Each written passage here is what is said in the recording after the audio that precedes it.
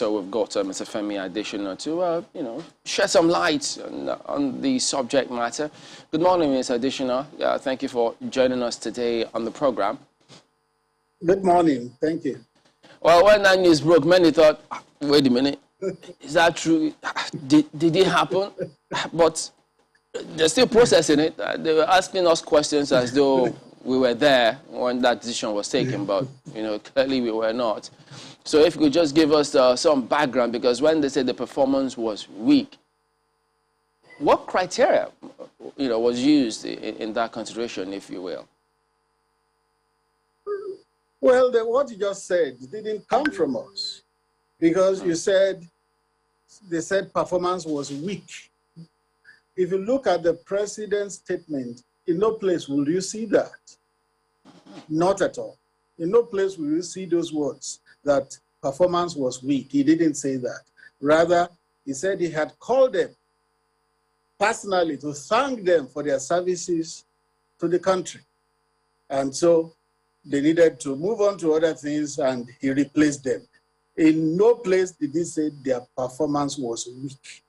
The president must have had reasons for dropping the two ministers, but there was no place it was said that their performance was weak. It could maybe be conjectural from those who have been analyzing matters. So would it be wrong for them to have, come up with that sort of conjecture to say, to attribute weakness to why they were sacked? Well, conjectures will always be conjectures. It will not be matter of fact. A matter of fact is the president said he had reviewed performance of the cabinet. He needed to reinvigorate for the last run. It's like a horse preparing for the dash home. It gathers all its strength. So the government is just about maybe 20 months left, and the president said he wanted to consolidate on legacy performance and legacy projects. So he needed some reinvigoration, but he didn't say anything about weak or poor performance. So how do people then process this? Does that then mean that the president, because you said there might be more, we'll come to that later, does that mean that, he can walk up to any minister, maybe in the days ahead, and say, well, I thank you too, without the people necessarily knowing, how do we exactly reconcile reasons? Because that may be what it will be. Or do we expect that perhaps, who knows, whichever minister is also thanked and told to go, there might be reasons, and it might not be the same format tomorrow? Yes, the president appointed these ministers, don't forget. They were not elected. If they were elected, they will be answerable to the people. But they were appointed, they will be answerable to the person who appointed them, which in this case is the president. So the president is the one who appointed and is the one who can relieve of that appointment. He will have his reasons. When he appointed, he gave deliverables and timelines to each minister. So he is also the one who can assess those ministers based on deliverables and timelines. And if he feels, well, let me rev up this ministry, let me reinvigorate this ministry, he's at liberty to then appoint a new person whom he thinks can give him what he wants within the limits of time left for the administration. Now, going through the statement or the speech which you eventually read yesterday, some part of it says 2 years and some months into the second term, the tradition of subjecting our project and programs implementation to independent and critical self-review has taken firm roots through sector reporting during cabinet meetings and at retreats. It went on to say these significant review steps have helped to identify and strengthen weak areas, close gaps, build cohesion and synergy in governance, manage the economy, and improve the delivery of public good to Nigerians. And I mean, this sort of gave a background. And I recall that we've had the conversation around setting KPIs, deliverables, such that Nigerians can say, well, you've done well or not. So the question still is, so a lot of people can contextualize this, because I'm sure you've referenced a lot of conjectures.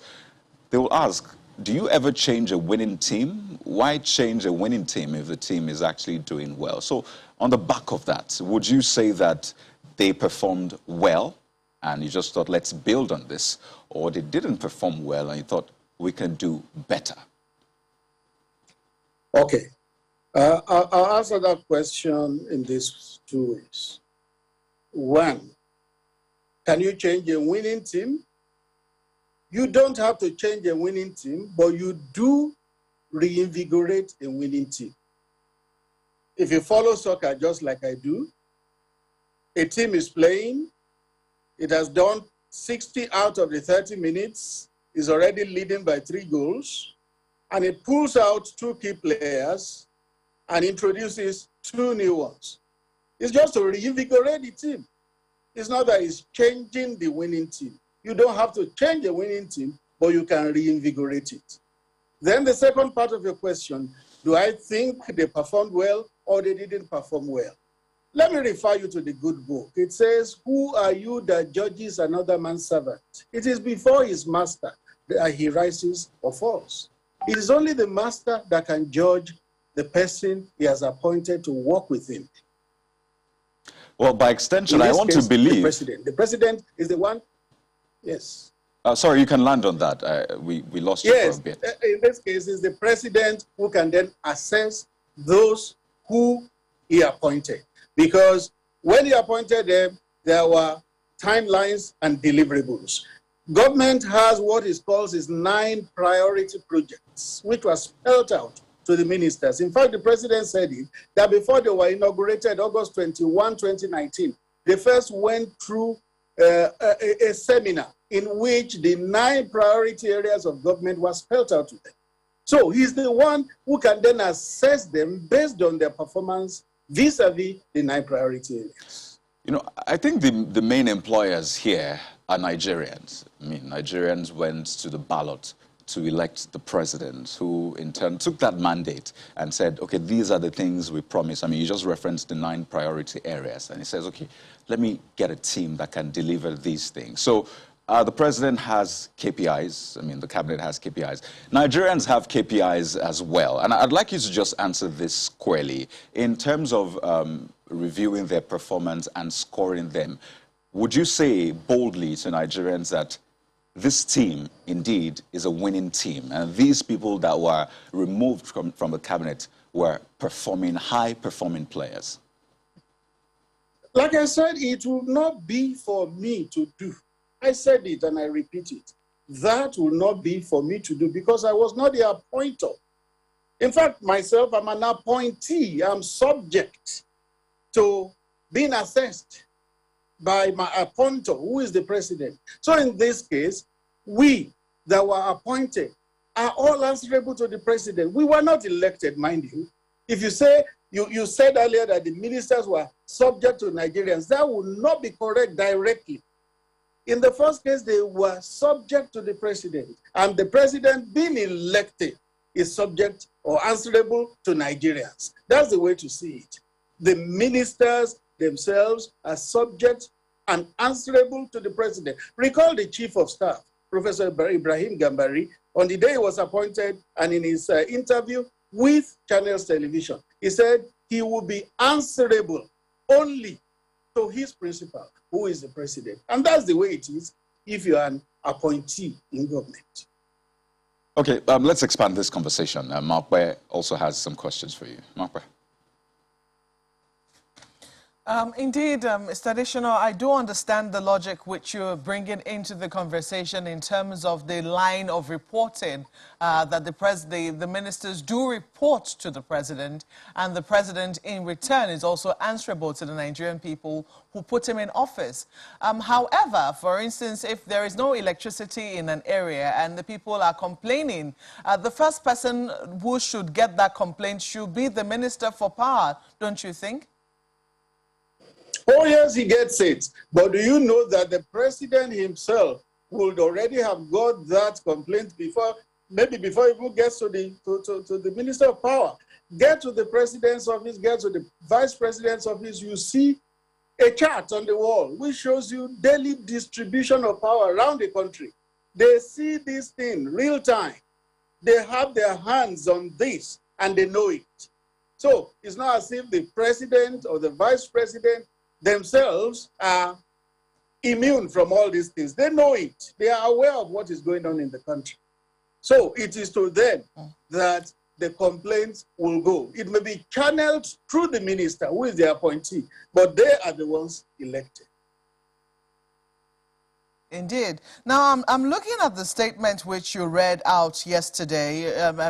You say that the change is a constant. The review has become critical in order to reinvigorate the cabinet, to deepen capacity and crystallize legacy achievement. These are your words. You also say that the president approaches a critical phase in his second term, hence the need to rejig the cabinet to strengthen what he described, and you are very, very careful to ascribe this to the president, what he described as weak areas, close gaps. So when people say that, is it that the ministers did not perform well when something is described as weak? So there must be a reason why it is described as weak. Can you shed a little more light on what weakness means in the presidency or to the president? Yes, if you just would take a moment to look at the 9 priority areas of government.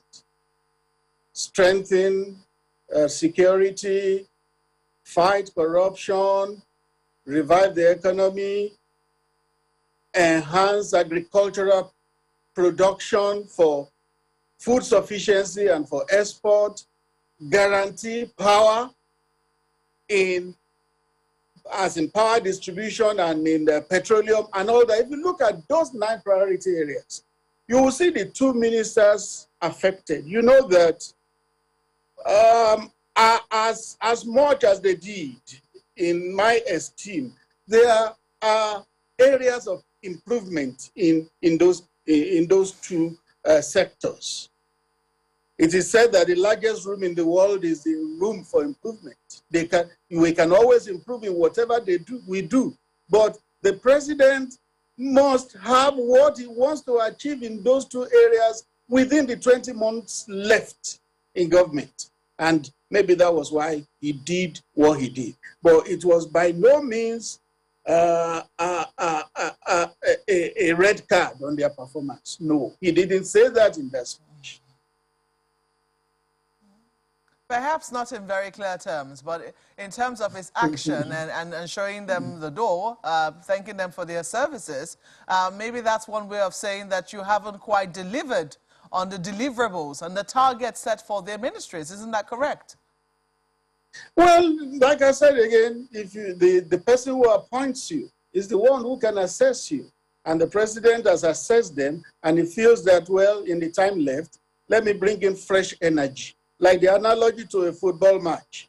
When you remove key players, it does not mean that they are performing poorly. You just may want to bring in fresh energy for the remaining duration of the game.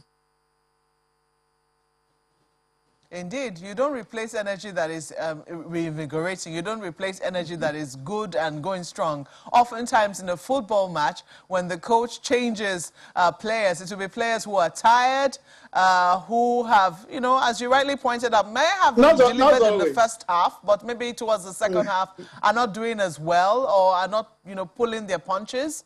And let's not forget that the players who have now been brought into their offices are not necessarily new players. They're people within the system already. The president is not taking new people to the Senate for confirmation. These are already ministers. For instance, the Minister of State for Power and for Works and Housing, who is now moving to the Ministry of Power, and also the Minister for Environment, who is now moving to the Ministry of Agriculture. So there are questions as to whether these people, I mean, in the first instance, they had been put round pegs in round holes, you know, in the first instance, and how come it's taken the administration 2 years to realize that perhaps these people were not pulling their punches as they ought to? No, it didn't mean they were not pulling their punches. If people were taken from the cabinet and deployed to other ministries. It could be that the president has seen that they were versatile, and so they could do well in other areas within the cabinet. It does not necessarily mean they were weak. It could also mean they were versatile, and that's why the changes came from within. And don't also forget that the president said new nominations will also be made according to constitutional provisions, because the Constitution prescribes that every state in the country must provide a minister. So if the reshuffle has caused that a state or two doesn't have a minister, then there has to be fresh nominations into the cabinet. Your Call earlier statement said on. that Pardon me, Mark. Our predictions that we could be seeing more in the coming days. Do we have any more insight into what the criteria, as my colleague did ask earlier, what the criteria would be? Yeah, it would just simply mean that the president who appoints is the one who can also say, thank you for your services, let me bring in fresh energy. The president is the one who will determine that. And what it is telling us is that national service is for God and for country. It is not for ourselves. When it is time for you to go, you go. It is not a heirloom. It is not a chieftaincy title. It is not something that you hold for life. It's just service. And when it is time to go, you live gladly. Well, I think a lot of Nigerians will be glad to hear that the president hears about things happening to them even before his ministers get to hear. The president, vice president have like a real-time, situation room where they look into things. I think it's quite gratifying to know that, at least for a lot of Nigerians. And on the back of that, I'd like to know to what extent, really, do the KPIs that the president uses to, score his generals, as it were, to what extent does it reflect the KPIs of Nigerians? So simply put, how much did this decision of the president take into consideration the yearnings, the desires of Nigerians? Thank you. It will amaze you to know what the president knows. It will simply amaze you. Because a couple of times I've raised things with him that I thought I would background. But before I would start backgrounding, he had told me that he was aware. That shows you that the man knows what is happening in the country. I've told this before, maybe not on channels. There was a night when there was so much talk about hunger in the land. One night I went to see him and I said, Mr. President, there is this talk about hunger. Before I finished, he said, I know. He said, I have constituents and I receive feedbacks from them. I have people from my constituencies who give me real-time feedback. I know what is happening.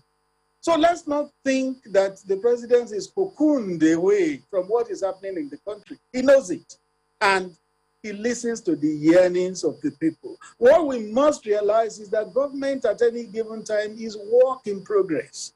And there is no one government that is going to do everything. It does not happen. No one government will solve all the issues in a country. A government will do its legitimate best, its level best in certain areas, and it will exit. And another government will continue. With the Buhari government, he will listen to the yearnings of Nigerians and he will do his level best to serve them. So in other words, you're saying that the president actually considered the yearnings of Nigerians, especially when people say the power sector needs a lot of work. There's a talk about people not even getting enough power supply in this time. So they talk about agriculture, food security, food inflation, which is huge right now. So you're saying that these are the things the president considered to make this decision? Let me tell you a story. At the risk of giving out something that is private and personal. Can you give me a yes or no first? Then I'd love to hear that story. I'm going to. You will understand the question better when I answer it this way. Somebody gave me a document to give the president on how to solve the power problem in the country. I took it to him in the office. He collected it. He began to flip through it. And as he flipped through it, he was saying, if only we can solve the power problem. if only we can solve the power problem. He repeated it about 3 or 4 times. And you know what I got from that? It was something central to his heart. Something central to his heart. That if only this administration can solve the power problem. And you know efforts that have been made since then. You know what has been done with Siemens. You know what has been done with Mambila and other projects.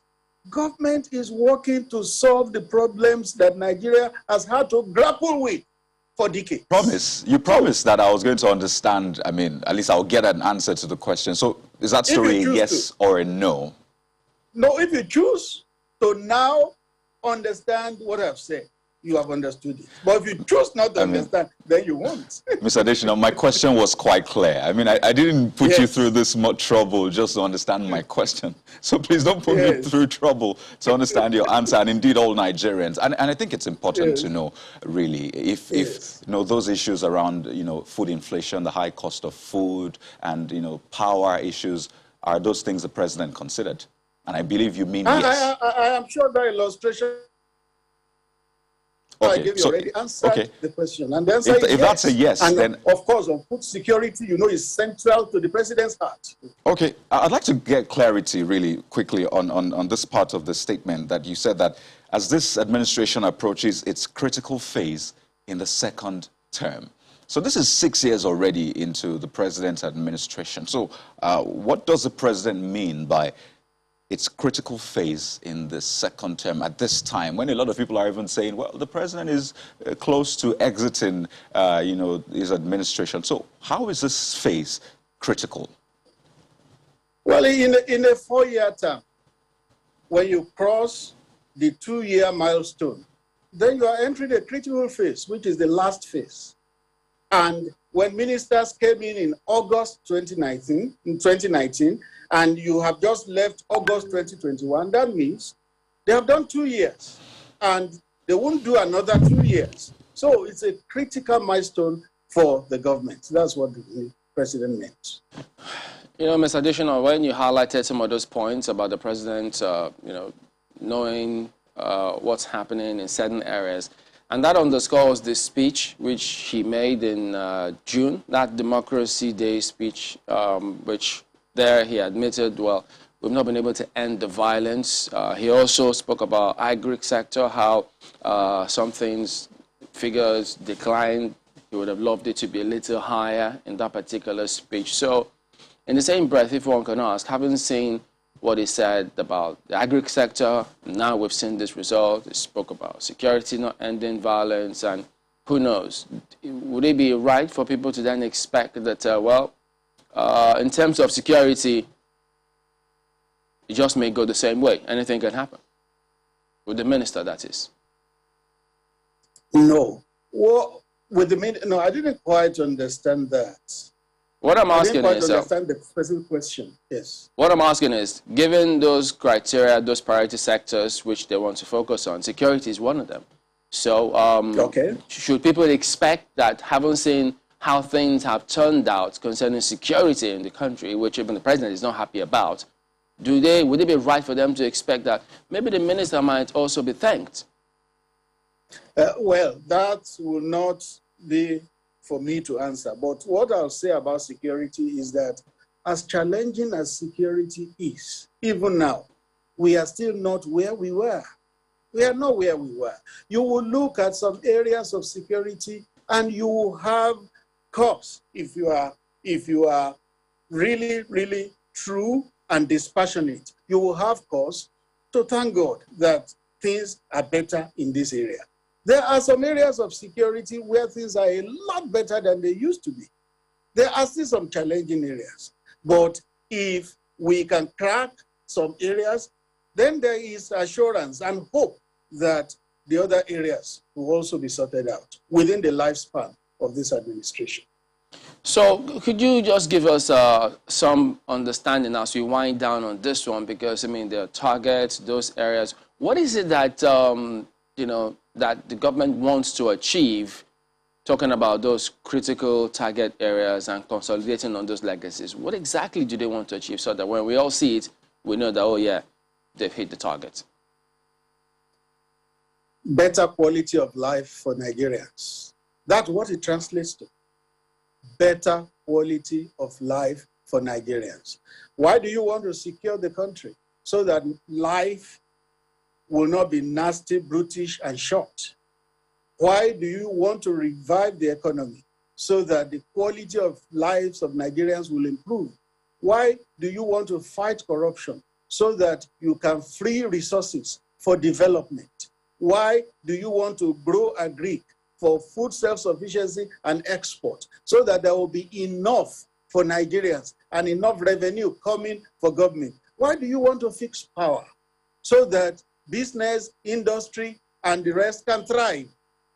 Everything translates to better quality of life for Nigerians. That's why government has set out those 9 priority areas. But by the time the government is exiting, I'm sure it will love to look back and say, yes, thus far has the Lord helped us.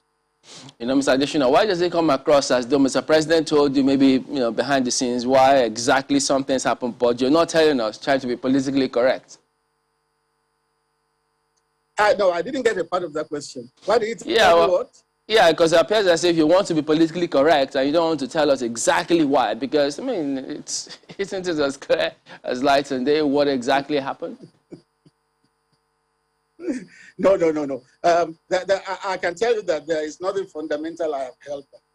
I have disclosed what I think should be disclosed to Nigerians. Well, at least from your speech, it does appear as though more ministers will go. Well, that's what the president said. That's what the president said. But let me, before we wind down, let me make this point. Yeah. There are some appointers and leaders who sack with impunity, who relieve people of their jobs and duties and responsibilities with glee. President Buhari is not in that mood. You heard him say, those 2 ministers exiting, he called them privately and spoke to them. Let me also tell you something that happened in 2015. You know, when he came, he inherited some service chiefs. He kept them through June, through July, didn't relieve them of their duties till August. And when he was going to ask them to go, he called me one afternoon, gave me the list of the new service chiefs and said, I have decided to change the service chiefs. This is the list of the new ones, but don't don't announce today. Keep it till tomorrow. I said, why, Mr. President? He said, I want these service chiefs to get home, tell their families that, well, the job is over. He doesn't want them to hear it on radio or television. I said, once you have taken this decision, we can't keep it under wraps. Mr. President looked at me, he laughed. He said, you have not been sacked before. That's why you are talking like that. Me, I have been sacked. I know how it feels. So I want these people to get home and be the ones to tell their families that we have been relieved of our jobs, not that they just hear it on the airwaves. That is Mr. President for you, human and humane. So he will not just remove ministers just for the fun of it, just for the sake of it. In this country, we have seen a president who swore in the successor of a minister with that minister seated in the council chambers. His successor was being sworn in, and he was seated there. He didn't even know. What a worst way to shame a man. Mr. President will never do that. He will call them, he will talk to them, and they will exit joyfully. If any more is coming, you can be sure that they will get the human treatment. Well, as you said previously, I mean, not today, but everybody have their style. So if some people choose to sack everybody, choose the performing ones, bring them back, it's their style. They were appointed, not elected, you know. But yes. Does that mean that you have the names of the 2 ministers who may likely replace these 2, but you don't have to announce it? No, the president said there will be nominations. That's what he said. It's in that speech. Okay. He said there will be nominations. All right. Thank you very much indeed, Mr. Femi Adesina, Senior Special Assistant to the President on Media and Publicity. Thank you.